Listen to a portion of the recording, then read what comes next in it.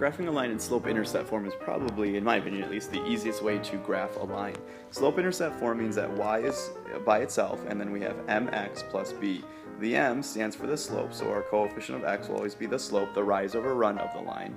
The b value, the constant, will always be the y-intercept, where the graph crosses the y or the vertical axis.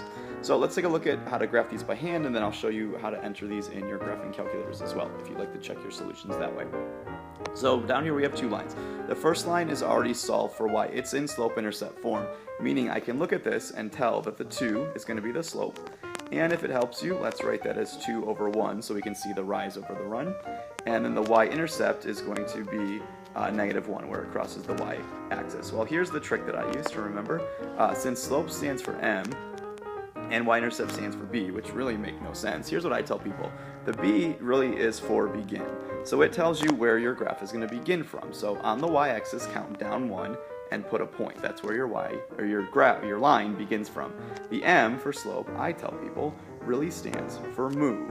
So where you're going to move to from where you began to find all your other points. So with a slope of, what did we say, +2, I'm going to count up to, I'm going to show that, and then count over 1 and put a point. I'm going to erase those other lines I drew in there so you don't see them. So up 2 over 1 and put a point. And then do that again. Count up 2 over 1, put a point. It's not letting me make points. Count up 2 and over 1 and make a point. And you can keep doing that as much as you want to. You could also count down 2, but just make sure your run is -1. And you can continue finding points in that way, in that direction. If you think about why that's allowed, think about -2 over -1, and what would that simplify to? Well, just a +2 over 1, so it's the same slope. Now, a couple things about graphing lines. Please use a ruler or edge of a calculator, edge of a book or something to make that line as straight as possible. And don't just connect the points, but make that line go all the way through your graph. I'm going to break my own rules since I don't have a ruler I can use right here. Use a freehand the line, but do better than I do. It's not too bad, I suppose, but do better than I do, make that line as straight as possible. So there is the graph of that line. Let me switch colors and let's graph one more, then I'll show you the way to do this in the calculator. So line 2 is down here. Now it's not solved for y. Y is not by itself. It's -5 times y.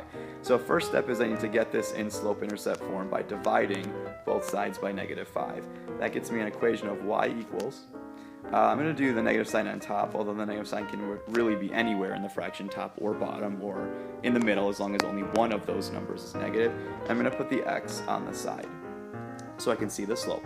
Well, that -4/5, that coefficient of x is the slope, so that's my m value. My b value, well, there isn't one there, so I suppose it's got to be 0 in this case. My line is going to go through the origin. So remember, the trick that I use, the b stands for begin, so let's begin from the origin and put a point right there. Now I have a slope of -4/5, and I put that negative on top, which means my rise is really a -4, so I'm going to count down 4 spaces, 1, 2, 3, 4, and then +5, 1, 2, 3, 4, 5, which leaves me a point over here. I can do that again, count down 4, 1, 2, 3, 4, 5, oops, 1, 2, 3, 4, and then forward side 1, 2, 3, 4, 5, and just fit on the graph over there. But I'm on a space, so suppose I want to count the other direction. I can do this as +4 over -5. As long as one of your directions is negative, your line is fine. So from where I began, that origin, I'll count up 4, 1, 2, 3, 4. But since that was a positive, this direction, my run will be negative. So count to the left 5, 1, 2, 3, 4, 5, and put a point. Give me at least 3 points, more if you want to do more. Again, use a ruler. I'm going to break my own rule and just freehand it. But use a ruler, edge of a calculator, make that line as straight as possible. Don't just connect the dots, but make the line go all the way through the graph, add some arrows, and there is a graph of that equation. Let's go ahead and take a look at how the calculator works. I'll show you a couple things with that right now.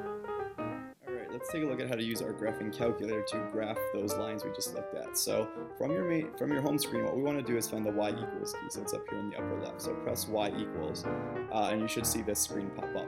Now, if there's anything in there, clear it out. If you see plot 1, plot 2, or plot 3 highlighted, like there's a black box around them, move up to there with your arrow keys and press enter to unhighlight those. You don't want those highlighted. So our first equation was y equals 2x minus 1. So your x variable button is right here. It's next to alpha, so use that for variables. So 2x and then minus 1.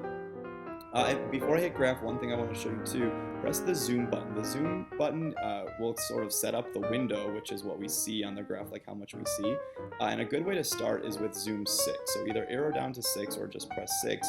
And what that'll do is give you a nice 10 by 10 window, so 10 spaces to the left, up, down, left, and right. So we get a graph that looks like that. And you can see that, yeah, that looks like what we graphed. If you want to find points, a really cool thing about your calculator, press second and then press graph to access the table.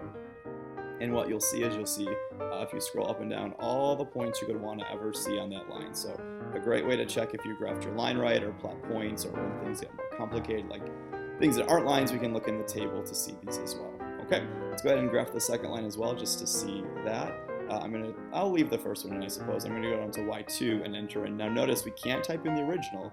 It's y equals because we need to type in equation in slope-intercept form. So we had an equation of negative 4, I'll use just the division for negative 4/5, and then times x. And we didn't have a b value of 0, so just negative 4/5 x. I'll hit graph, and I'll see that line pop up as well, which again looks like what we did. So just some basics with our graphing calculator, but there you go. There's a couple lines using the graphing calculator.